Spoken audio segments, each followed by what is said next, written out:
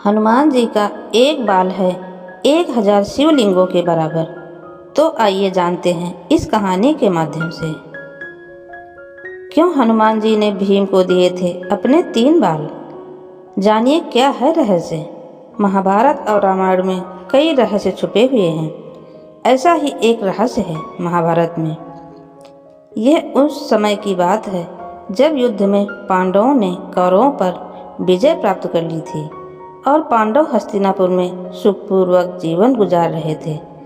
युधिष्ठिर के राज में प्रजा को किसी भी चीज़ की कोई कमी नहीं थी। किंवदंतियों की मान्यता अनुसार एक दिन देवऋषि नारद मुनि महाराज युधिष्ठिर के समक्ष प्रकट हुए और कहने लगे कि आप सभी पांडव यहाँ प्रसन्नतापूर्वक रह रहे हैं, लेकिन वहाँ स्वर्गलोक में आपके पिता बहुत दुखी हैं।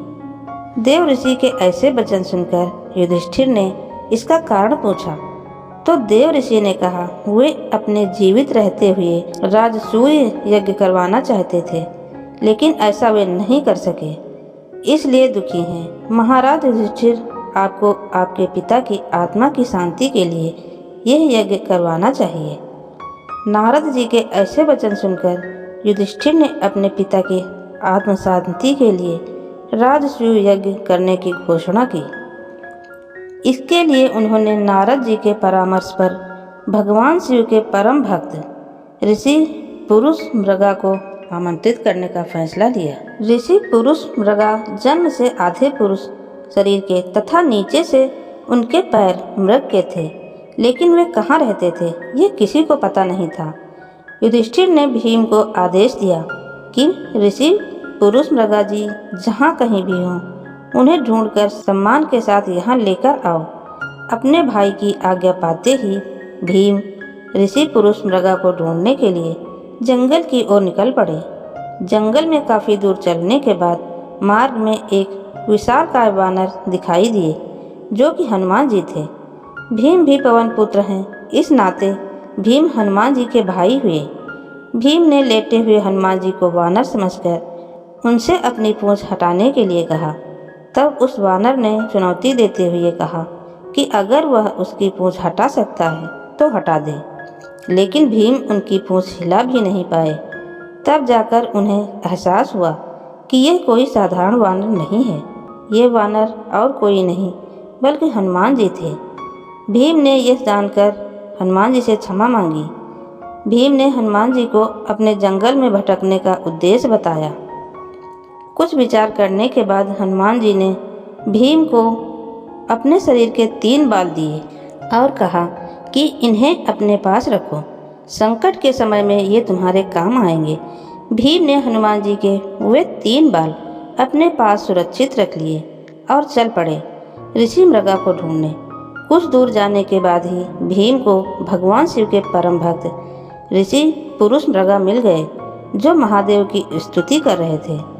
भीम ने उनके पास जाकर उन्हें प्रणाम किया तथा अपने आने का प्रयोजन बताया। इस पर ऋषि पुरुष मृगा भी उनके साथ चलने को राजी हो गए, लेकिन उन्होंने एक शर्त रख दी। पुरुष मृगा ने यह शर्त रखी कि तुम्हें मुझसे पहले हस्तिनापुर पहुंचना होगा, नहीं तो मैं तुम्हें खा जाऊंगा। भीम ने थोड़ी देर विचार करने के बाद ऋषि पुरुष मृगा की शर्त स्वीकार कर ली। शर्त स्वीकार करने के बाद वे अपनी पूरी शक्ति के साथ हस्तिनापुर की ओर दौड़ने लगे। बहुत दूर तक भागते भागते भीम ने जब पीछे की ओर यह जानने के लिए देखा कि ऋषि पुरुष मृगा कितने पीछे रह गए हैं, तो उन्होंने पाया कि ऋषि तो बस उन्हें पकड़ने ही वाले हैं। ये देख भीम चौंक गए और घबराकर अपनी पूरी शक्ति के साथ शीघ्रता से भागने लगे, लेकिन हर बार पीछे देखने पर उन्हें ऋषि मृगा उनके बिल्कुल पास नजर आते थे। भागते भागते तभी भीम को हनुमान जी के दिए उन 3 बालों की याद आ गई। हनुमान जी ने कहा था कि संकट काल में ये तुम्हारे काम आएंगे। भीम ने उनमें से एक बाल दौड़ते दौड़ते जमीन पर फेंक दिया। ये बाल जमीन में गिरते ही लाखों शिवलिंगों में परिवर्तित हो गया। भगवान शिव के परम भक्त होने के कारण ऋषि पुरुष मृगा मार्ग में आए प्रत्येक शिवलिंग को प्रणाम करते हुए आगे बढ़ने लगे। इसके चलते भीम को दूर तक भागने का मौका मिल गया। कुंती पुत्र भीम लगातार भागते रहे। फिर जब भीम को लगा कि ऋषि अब फिर से उन्हें पकड़ ही लेंगे, तो उन्होंने फिर से एक बाल गिरा दिया और वह बाल भी हजारों शिवलिंगों में परिवर्तित हो गया। इस प्रकार से भीम ने ऐसा 3 बार किया। अंत में जब भीम हस्तिनापुर के द्वार में घुसने ही वाले थे कि ऋषि पुरुष मृगा उन्हें पकड़ने के लिए दौड़े और उन्हें पकड़ ही लिया था कि तभी भीम ने छलांग लगाई और उनका बस पैर ही द्वार के बाहर रह गया था। इस पर पुरुष मृगा ने उन्हें खाना चाहा, लेकिन उसी दौरान भगवान श्री कृष्ण और युधिष्ठिर द्वार पर पहुंच गए। युधिष्ठिर ने पुरुष मृगा से बहस करनी शुरू कर दी। तब युधिष्ठिर ने पुरुष मृगा से कहा कि यह शर्त अनुसार इसका पैर द्वार के बाहर ही था, अतः यह पहुंच नहीं पाया। ऐसे में मैं इसे खाऊंगा। फिर हे धर्मराज, तुम न्याय करने के लिए स्वतंत्र हो। ऐसे वचन सुनकर युधिष्ठिर ने ऋषि पुरुष मृगा से कहा कि भीम के केवल पैर ही द्वार के बाहर रह गए थे, बाकी संपूर्ण शरीर तो द्वार के अंदर ही है, अतः आप भीम के केवल पैर ही खा सकते हैं। ऐसा सुनकर युधिष्ठिर के न्याय से ऋषि पुरुष मृगा प्रसन्न हुए और उन्होंने भीम को जीवन दान दे दिया। इसके बाद ऋषि ने यज्ञ संपन्न करवाया और सबको आशीर्वाद भी दिया। वीडियो अंत तक सुनने के लिए आपको दिल से धन्यवाद। अगर वीडियो पसंद आए तो वीडियो को लाइक करें और हमारे चैनल को सब्सक्राइब करें।